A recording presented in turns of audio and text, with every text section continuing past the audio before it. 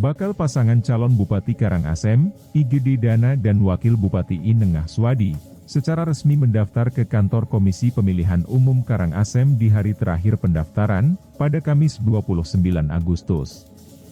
Paket Nadi yang maju ke hajatan politik 5 tahun didukung sebanyak 12 partai mendaftar ke KPU Karangasem. Sebelum mendaftar ke KPU Karangasem, Bapaslon Igede Dana dan Inengah Swadi, bersama dengan tim lebih dulu melakukan persembahyangan bersama di Pura Jagatnata, di Taman Budaya Chandra Buana. Setelah itu, dilanjutkan dengan pelaksanaan deklarasi pasangan nadi.